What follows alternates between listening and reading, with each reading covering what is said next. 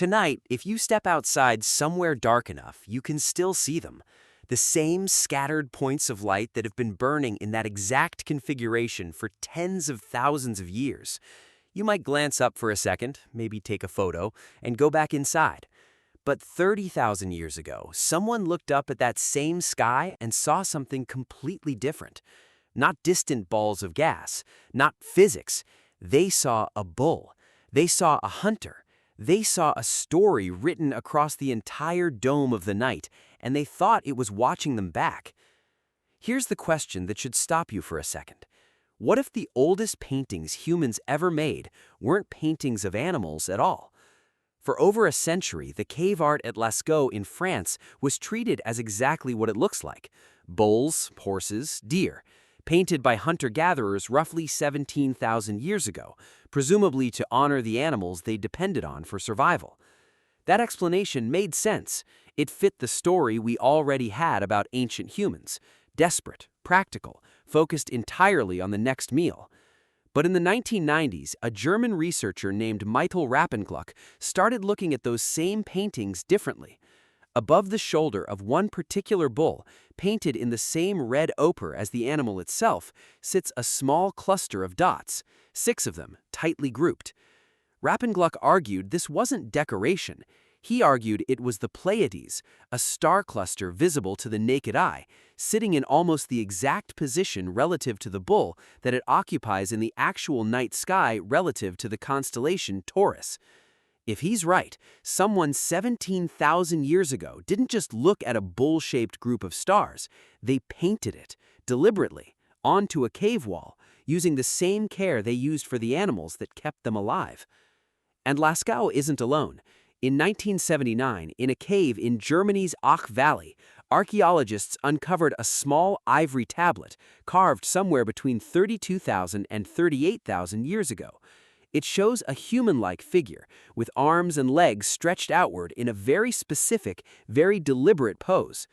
Rappengluck looked at this one too, and noticed the pose matches the layout of stars in the constellation we now call Orion, almost exactly. If that identification holds, it may be the oldest star chart ever discovered, carved by some of the very first modern humans in Europe, tens of thousands of years before anyone invented writing. Here's where it gets even stranger. In 2018, a team led by Martin Sweatman at the University of Edinburgh took this idea and pushed it further than anyone expected. They studied cave art sites across Europe and proposed that many of these supposed animal paintings weren't just depicting constellations for fun, they were marking specific dates. Using software that reconstructs exactly how the night sky looked thousands of years in the past, Sweatman's team matched the star patterns in certain paintings to real astronomical events, including what may be a record of a comet impact around 15,200 BCE, memorialized in the famous shaft scene at Lascaux, the one showing a falling man surrounded by animals. If Sweatman is correct, ancient humans weren't just admiring the stars. They were using them as a calendar, and possibly as a memory system for catastrophic events, encoding information that could be passed down for generations without a single written word. Now, it's worth being honest here. These interpretations are contested. Not every archaeologist agrees that ancient people were tracking precession or memorializing comets on cave walls. Pattern recognition is a powerful thing, and human brains are extremely good at finding meaningful shapes in scattered dots, whether or not the original artist intended them. But even the more cautious researchers agree on something basic and remarkable. Ancient humans were watching the sky closely enough, consistently enough, across tens of thousands of years to notice things that took modern astronomers with telescopes and calculators to rediscover independently. So what were they actually thinking, standing there in the dark, looking up? The honest answer is that the stars weren't separate from daily life the way they are for you. They were a clock, a calendar, and a mythology all fused into one glowing ceiling. The Pleiades cluster shows up again and again across cultures completely unconnected to each other, used as a signal for when to plant crops, when to expect certain seasons, when critical rituals should occur. A bison horn found at a site called Lausel in France, dated to roughly 25,000 years ago, is carved with 13 notches, a number that lines up suspiciously well with the number of lunar cycles in a year. Whether or not every notch was intentional, the pattern of watching cycles and marking time using the sky appears again and again in places and cultures that had no way of communicating with each other. Which means the ancient human relationship with the stars wasn't primarily spiritual curiosity, it was survival information, disguised as wonder. Knowing exactly when the Pleiades rose before dawn told you when the rains were coming, or when the herds would move, or when it was safe to plant. Getting that timing wrong wasn't a minor inconvenience, it could mean the difference between a full winter store and starvation.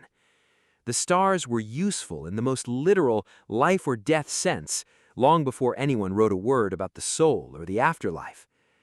And yet, the awe was clearly real, too. You don't carve a figure into ivory with its arms outstretched to match a constellation, using stone tools by firelight, purely out of practical necessity. Somewhere in that act is something closer to devotion, a sense that the shapes overhead mattered, that they deserved to be recorded permanently, carried forward, protected from being forgotten. Here's the strange part. Modern astronomy eventually explained everything ancient humans couldn't. We know now that stars are burning balls of hydrogen and helium, unimaginably far away, and that the shapes we see are accidents of perspective, not actual figures drawn across the sky. The bull isn't really a bull. The hunter isn't really a hunter. And yet, knowing all of that hasn't stopped modern humans from doing almost identical to what happened at Lascaux 17,000 years ago. We still draw lines between stars. We still name them after animals and heroes.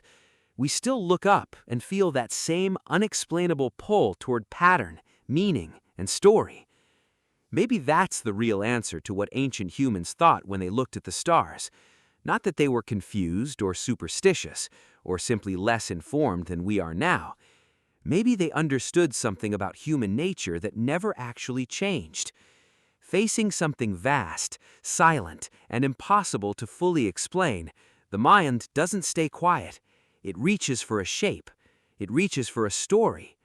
It always has, since long before anyone had a word for star.